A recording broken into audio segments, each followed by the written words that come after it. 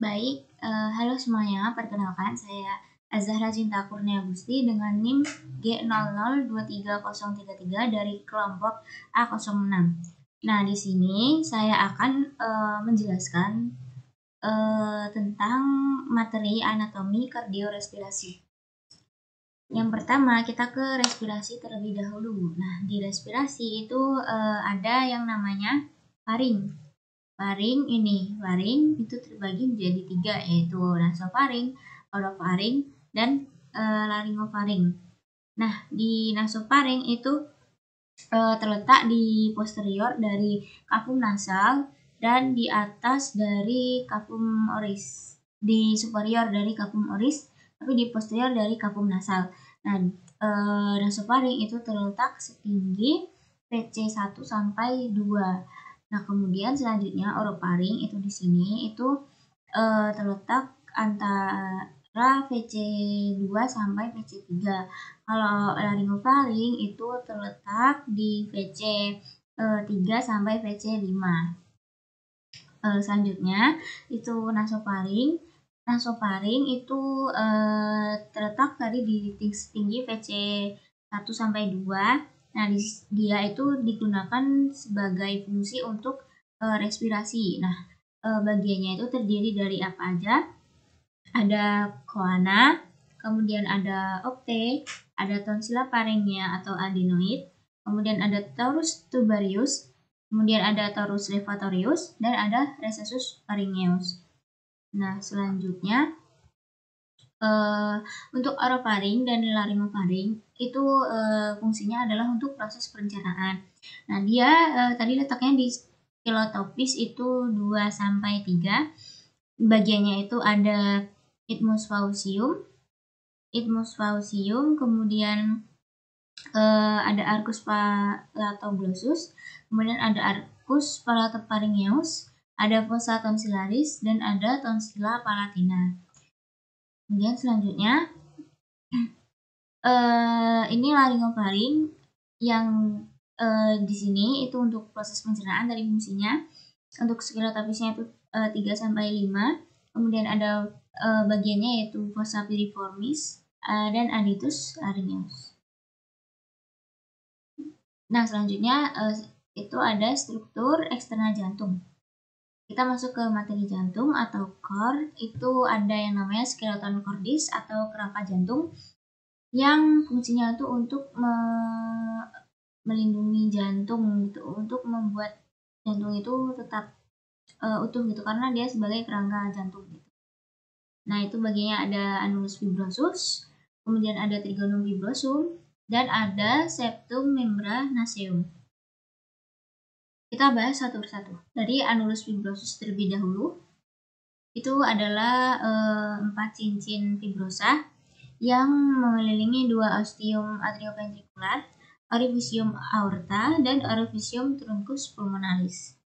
Nah, di sini ada yang pertama ada valvula, annulus valva trunci pulmonalis di bagian sini. Kemudian di sini ada annulus valva aorta. Kemudian di sini ada annulus atrioventricularis sinistra. Sinistra. Kemudian di sini ada annulus atrioventricularis dextra. Kemudian selanjutnya itu ada trigonum fibrosum. Nah, trigonum fibrosum itu merupakan daerah penebalan jaringan yang menghubungkan antara annulus. Jadi di sini dia ada dibagi menjadi 2, yaitu ada trigonum fibrosum dextrum dan trigonum fibrosum sinistrum. Nah, trigonum fibrosum dextrum itu terletak di antara annulus fibrosus valva aorta di sini dan annulus atrioventricularis yang dextra. Jadi antara sini itu ada trigonum fibrosum dextrum. Trigonum fibrosum dextrum. Ini dia. Kemudian selanjutnya di sini trigonum fibrosum dextrum. Ya, di sini nih, ini di sini. Kemudian selanjutnya ada trigonum fibrosum sinistrum. Itu di antara annulus fibrosus valva aorta sama annulus atrioventricularis sinistra di sini.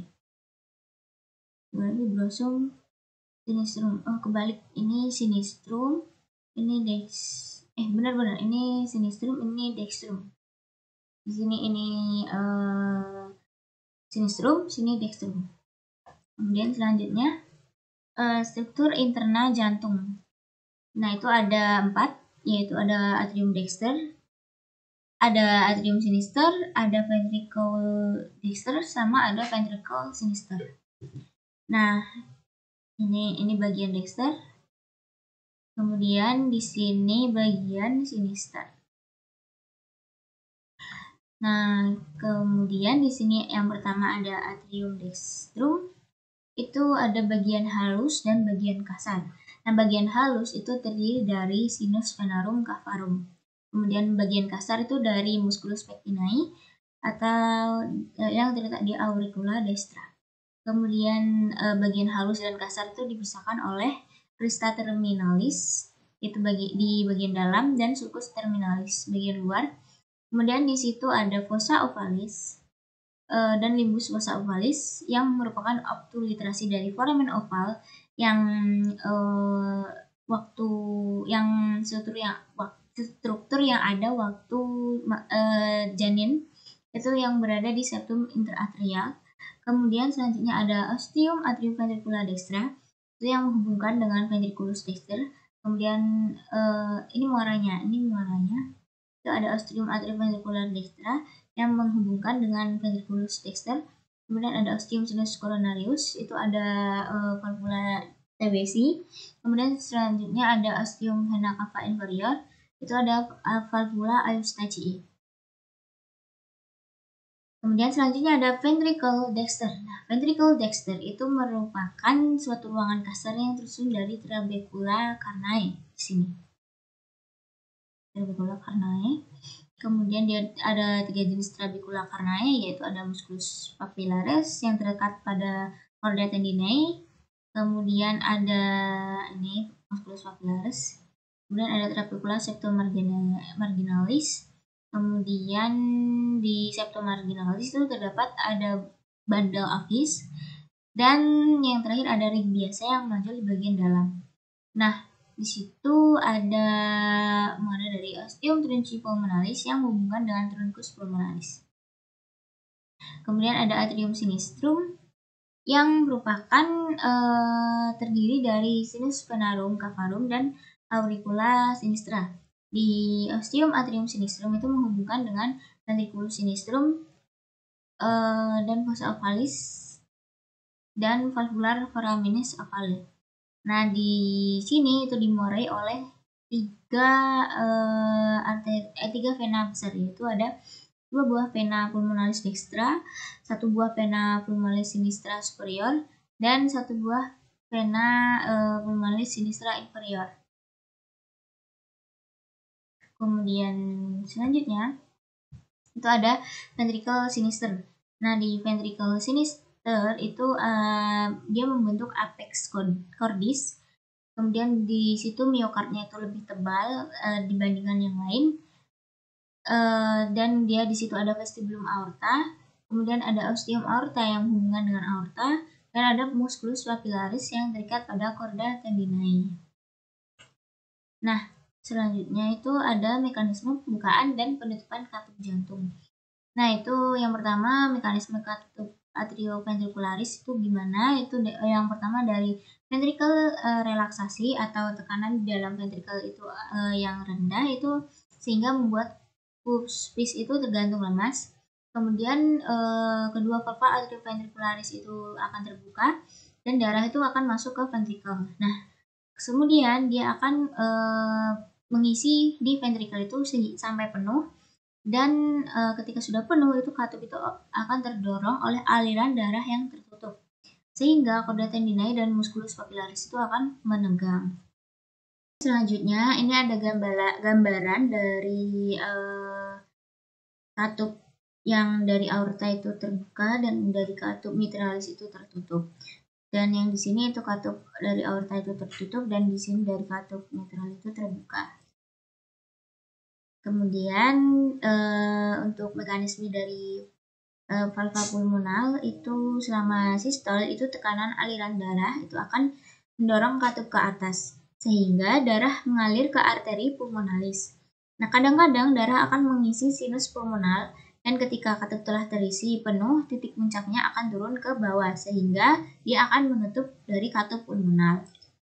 Nah, selanjutnya mekanisme dari valva aorta itu katup aorta itu memiliki struktur yang unik, yaitu bukan arteri koroner di dalam sinus aorta atau arteri koroner adalah arteri yang memvaskularisasi jantung itu sendiri. Nah, dia itu ada di dalam sinus aorta.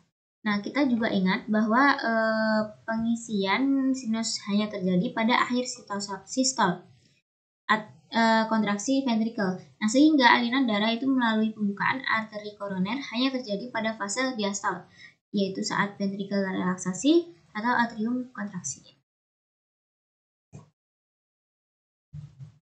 Nah, selanjutnya itu ada diafragma atau mediastinum.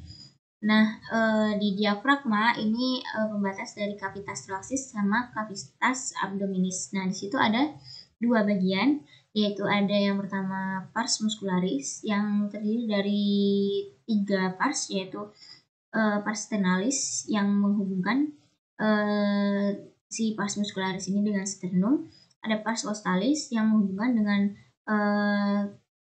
pars muscularis sama costa. Kemudian ada pars lumbalis yang menghubungkan antara pars muscularis sama lumbalis. Nah, yang selanjutnya itu ada centrum tendineum. Nah, di centrum tendineum ini ada lubang di sini.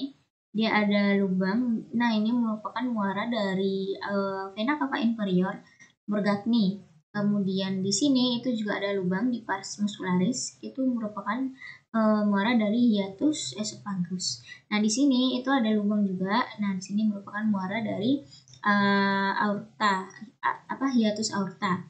Nah, di sini itu aorta itu ini merupakan lubang dari sebuah ligamen arcuata media di sini. Jadi ligamen arcuata media itu membentuk sebuah lubang yang lubangnya itu dimuarai oleh aorta hiatus aorta. Nah, selanjutnya mediastinum. Nah, mediastinum itu apa? Dia merupakan ruang cavitas thoracis, merupakan ruang dalam cavitas thoracis di antara kedua cavitas pleuralis. Nah, itu merupakan sebuah bidang transversus yang membentang dari angulus sternalis atau pertemuan antara manubrium dan corpus tympani sampai ke discus intervertebralis antara VTH 4 dan 5 yang membagi mediastinum menjadi mediastinum superius dan mediastinum inferius. Nah, mediastinum inferius itu terdiri dari 3 bagian, yaitu anterius, medius, dan posterius. Oke, mungkin hanya ini yang bisa saya sampaikan di materi kali ini. Kurang dan lebihnya saya mohon maaf. Terima kasih semuanya.